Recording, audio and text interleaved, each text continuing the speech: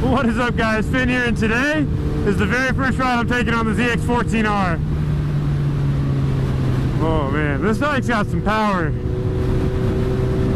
So I got this bike from Justin at ACW. It was built by Ricky Gadsden. He's a drag racer on mainly ZX-14s. He's got a new booster that's got 750 horsepower. No big deal, that's just as much as my truck makes. And it's pretty badass, dude. I'll link his Instagram down below. But yeah, both of them were saying that this has the potential of possibly beating the H2. How much I believe that? I don't know. Well, I guess we'll just find out. See if this cop messes with me at all.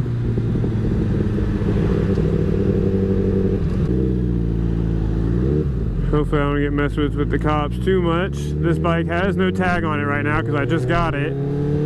It also doesn't have a speedometer that's working at the moment because they shut all that off while you're drag racing, I guess, because you shouldn't be worried about speed or something like that. I don't know. I'm going to be getting all of that stuff fixed because, of course, I need a speedometer. I'm also getting flashing signals, the power and the K-track. I think that's disconnected. There's a check engine light, but the bike seems to be running solid. So I think there's just some of the computer has been disconnected on the bike because this is basically a drag bike that I'm driving on the road. It's right on the verge of street legal. I mean, technically I think it's street legal.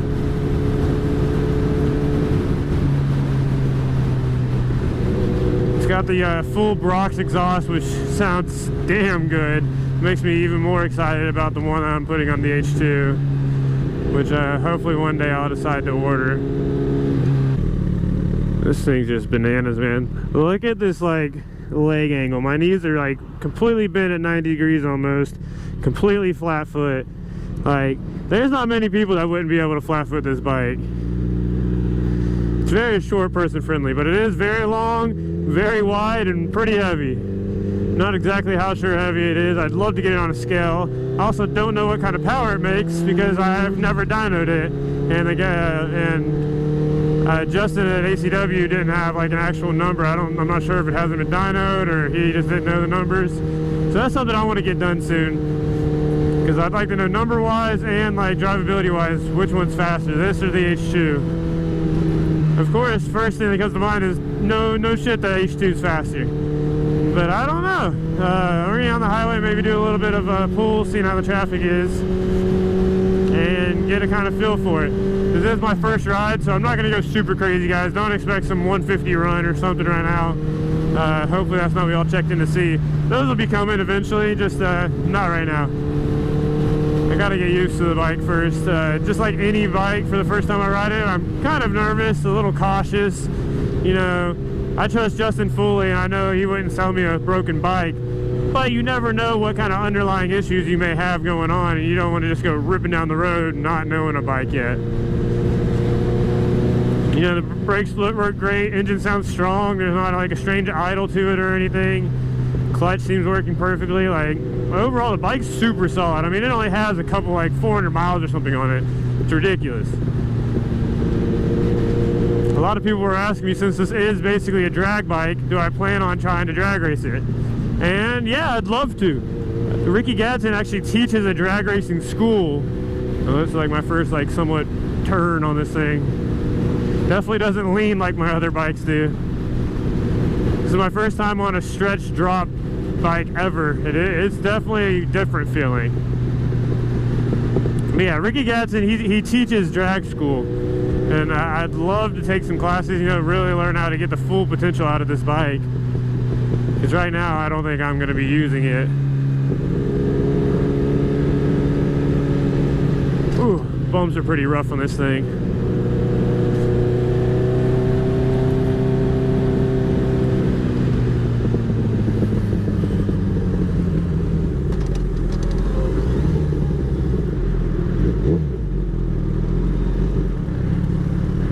So this will be our first little sound test on this bridge, see how this bike sounds.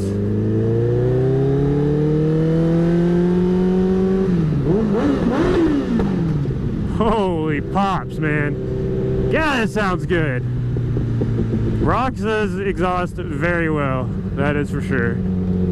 Oh, big lean. Not even that big of a turn, but for me, man, it might as well be a freaking twisty in the mountains. I have no idea like how the lean angle for this bike goes, how well you can lean on it and stuff. Little bump right here. Check for traffic.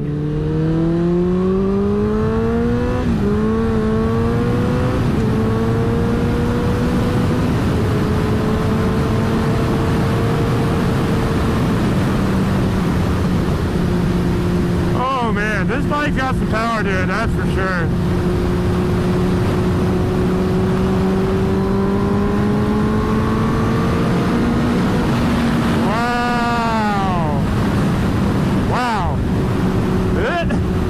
First told me this is going to be H2, I told him, fucking bullshit, there's no way.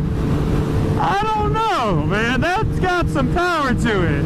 I won't be able to tell until I have them side by side, and hopefully that video will be coming really soon, guys. But, holy crap, this thing's definitely got some ass. And it's got some features to it that could possibly help it against the H2. For one thing, the H2 is impossible to keep down if you really romp on it. I don't care what gear you're in, if you hit it, that front wheel's coming up. With the stretch and the lowering kit on this, that's not happening.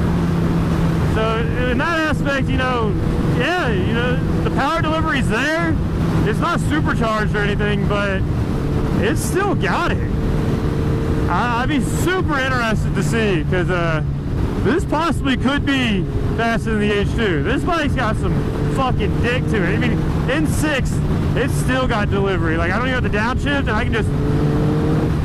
it still goes. This is a badass bike, man. Holy shit.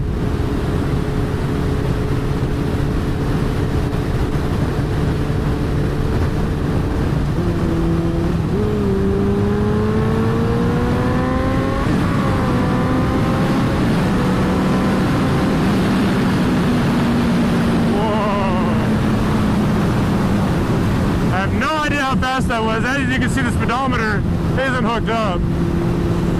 But wow. Wow, wow, wow.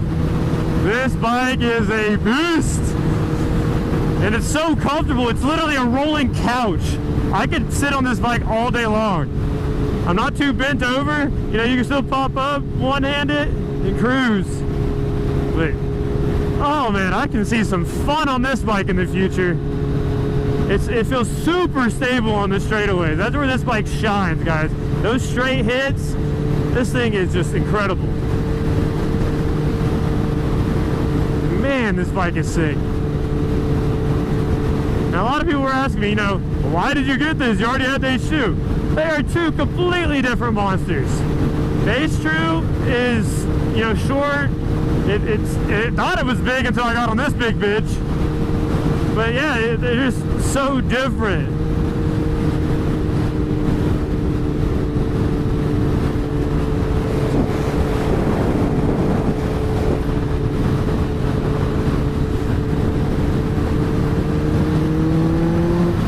Honestly, I couldn't be happier with this bike, man. I only wish this traffic was out of the way so I could really get it. But yeah. Me and Dan just got back from Daytona. I'm gonna have probably one video come out before I release this video, and then a couple after this video of our hijinks there in Daytona. We had so much fun, man. It was awesome. The age demographic was a little older than we thought it was gonna be, but we still had a good time. Now, would just Dan and I go back? That's hard to say. If we had like a group of like 6 dudes on the same like supermotos, I think it would be a lot more fun. The problem was there's us two and not many more people our age. I mean, we had a great time, ate some awesome food. We ate at this place called Ant Catfish's twice. It was so good. It's literally the best seafood I've ever had. It was incredible. Oh, and the cinnamon rolls. The cinnamon rolls were so good, man.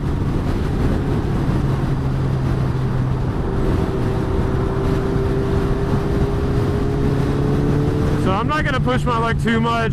I don't have a tag. I do have it insured and everything, so technically I am legal, but I'm just more likely to get pulled over right now. And y'all know how I feel about getting pulled over. No bueno. I wouldn't mind, you know, making this bike even better. It's got a couple of bolt-on stuff, but no real engine work done to it. And a lot of people, as well as me, thought that that cylinder under the seat was nitrous. It's actually just an air compressing air tank. It's for the air shifter, which I have no idea how to use. Another reason I'd love to do that the drag racing school is so I can learn really how to use that air shifter. It seems a little complicated, not too bad, but I think Ricky would be the best person to teach me how to do that. Something about the horns might kill switch for a split second, or I don't know. Yeah, I want to get everything working properly on the bike, and you know, get it on the dyno, and then who knows from there. I'm really trying to become a little more consistent with my videos, and really try this year on the channel. The last couple of years I've kind of slacked.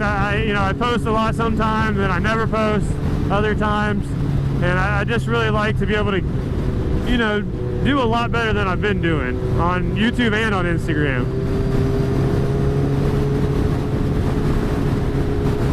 I'm gonna go ahead and take this exit and do a quick turnaround and come back. I really wish there wasn't any of this traffic right now. Really open her up.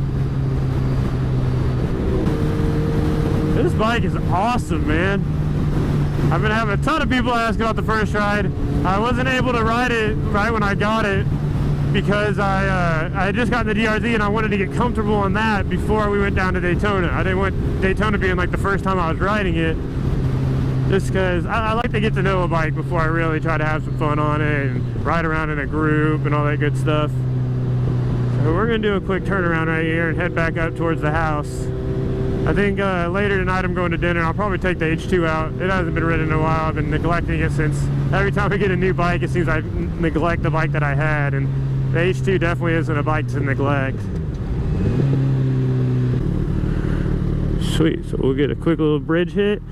So yeah guys, as you can see, I'm getting some warning flashes right here. I've got the K-track and the check engine light, which I don't believe there's any problems. I'm guessing there's just some kind of computers that are disconnected or something for drag racing, so nothing kicks in while you're trying to, you know, deliver that full punch. But I'll still ask and figure it out. Talk to Justin. Ready?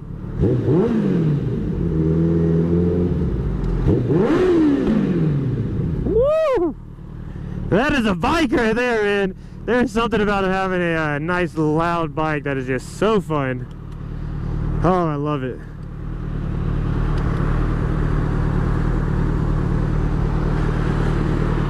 God, just look how big this thing is, man. It is fucking beefy. Just like the H2 is a bike that I could get in trouble on, man. Boy, oh boy, are the adventures on this thing going to be fun.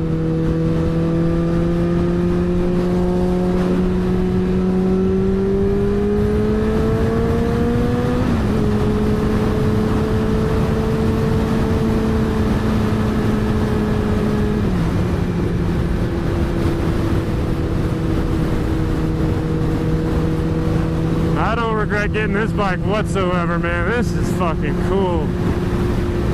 So, I don't know if I said this in any of my previous videos about getting the bike. I traded Justin that Chevy 55 that I blew up a while ago. Just the body, there wasn't an engine in it. So he traded me this, some cash, and I think I'm gonna get my truck wrapped a little bit. So I'm super excited about that. Super excited about the whole process of picking out what color I want to go and all that good stuff.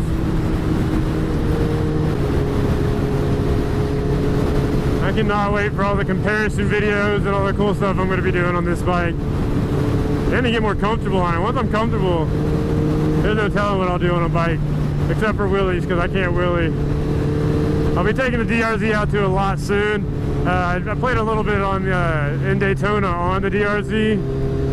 And I can get it up a little bit, but it's going to take a little practice. But that'll definitely be the bike I learn how to wheelie on.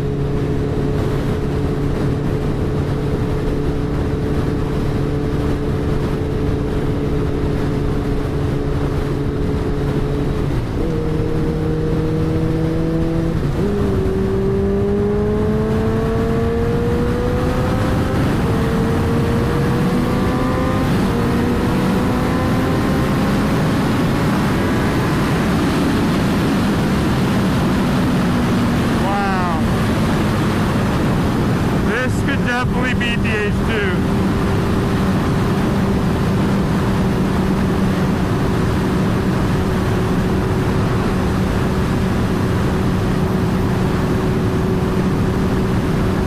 Not a doubt in my mind, this has the potential to beat that bike. There's one thing it's going to get it on every time, and that's the hit with keeping the front end down.